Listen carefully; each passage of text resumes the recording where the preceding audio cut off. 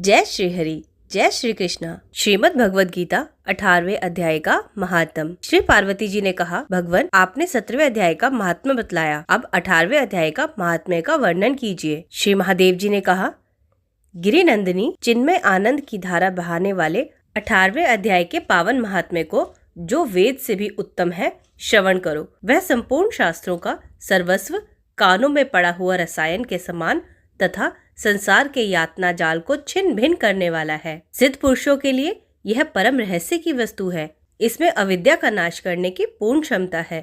यह भगवान विष्णु की चेतना तथा सर्वश्रेष्ठ परम पद है। इतना ही नहीं, यह विवेकमयी लता का मूल, काम, क्रोध और मद को नष्ट करने वाला, इंद्र आदि देवताओं के चित्त का विश्राम मंदिर तथा सनक सनंदन आदि महायोगियों का मनोरंजन करने वाला है।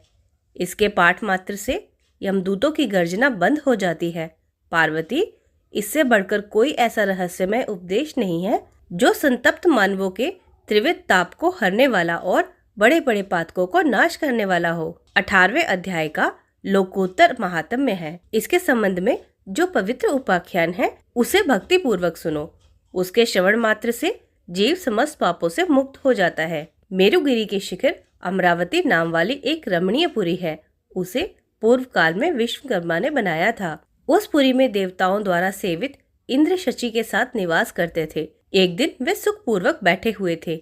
इतने में ही उन्होंने देखा कि भगवान विष्णु के दूतों से सेवित एक अन्य पुरुष वहां आ रहा है। इंद्र उस नवागत पुरुष के तेज से तिरस्कृत होकर तुरंत ही अपने मणिमय सिंहासन से मंडप में गिर पड़े। तब इंद्र सेवकों ने देवलोक के साम्राज्य का मुकुट इस नूतन इंद्र के मस्तक पर रख दिया। फिर तो दिव्य गीत गाती हुई देवांगनाओं के साथ देवता उनकी आरती उतारने लगे। ऋषियों ने वेद मंत्रों का उच्चारण करके उन्हें अनेक आशीर्वाद दिए। गंधर्वों का ललित स्वर में मंगलमय गान होने लगा। इस प्रकार इस नवीन इंद्र का 100 यज्ञों का अनुष्ठान किए बिना ही नाना प्रकार के उत्सवों से सेवित देखकर पुराने इंद्र को बड़ा विस्मय हुआ। वे सोचने लगे, इसने तो मार्ग में ना कभी प्याऊ बनवाए हैं, न पोखर खुदवाए हैं और न पथिकों को विश्राम देने वाले बड़े बड़े वृक्ष ही लगवाए हैं।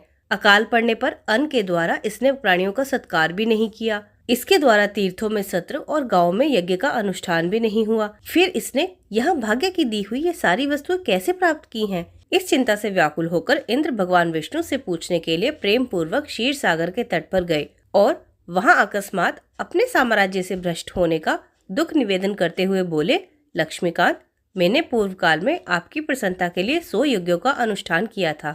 उसी के पुण्य से मुझे इंद्र पद की प्राप्ति हुई थी। किंतु इस समय स्वर्ग में कोई दूसरा ही इंद्र अधिकार जमाए बैठा है। उसने तो ना कभी धर्म का अनुष्ठान किया है, ना यज्ञों का। फिर उसने मेरे दिव्य सिंहासन पर कैसे अधिकार जमाया है? श्री भगवान बोले, इंद्र, वह गीता के 18वें अध्याय में से 5 श्लोकों का प्रतिदिन पाठ करता है। उसी के पुण्य से उसने तुम्हारे उत्तम साम्राज्य को प्राप्त कर लिया है। गीता के 18वें अध्याय का पाठ सब पुण्यों का शिरोमणि है। उसी का आश्रय लेकर तुम भी पद पर स्थिर हो सकते हो। भगवान विष्णु के ये वचन सुनकर, उस उत्तम उपाय को जानकर इंद्र ब्राह्मण का वेश बनाए गोदावरी के तट पर गए। वहां उन्होंने कालिका ग्राम नामक उत्तम और पवित्र नगर देखा, जहाँ काल का भी मर्दन करने वाले भगवान कालेश्वर विराजमान हैं। वहीं गोदावरी तट पर एक परम धर्मात्मा बैठे थे, जो बड़े दयालु और वेदों के पारंगत विद्वान थे। वे अपने मन को वश में करके प्रतिदिन गीता के 18वें अध्याय का स्वाध्याय किया करते थे। उन्हें देखकर इंद्र ने बड़ी प्रसन्नता के साथ उनके चरणों में मस्तक झुकाया और उन्हीं से 18वें अध्याय को पढ़ा। फिर उसी पुण्य से उन्होंने श्री विष्णु का सायुज्य प्राप्त कर लिया। इंद्र आदि देवताओं का पद बहुत ही छोटा है। यह जानकर वे परम हर्ष के साथ उत्तम वैकुंठ को गए। अतः यह अध्याय मुनियों के लिए श्रेष्ठ परम तत्व है। पार्वती, 18वें अध्याय के इस दिव्य महात्म्य का वर्णन समाप्त हुआ। इसके श्रवण मात्र से मनुष्य सब पापों से छुटकारा पा जाता है। इस प्रकार संपूर्ण गीता का पापनाशक महात्म्य बतलाया गया। महाभागो, जो पुरुष श्रद्धा युक्त होकर इसका श्रवण करता है, वह समस्त यज्ञों का फल पाकर अंत में श्री विष्णु का सायुज्य प्राप्त कर लेता है। इति 18वें अध्याय का महात्म्य संपूर्ण। जय श्री हरि, जय श्री कृष्ण।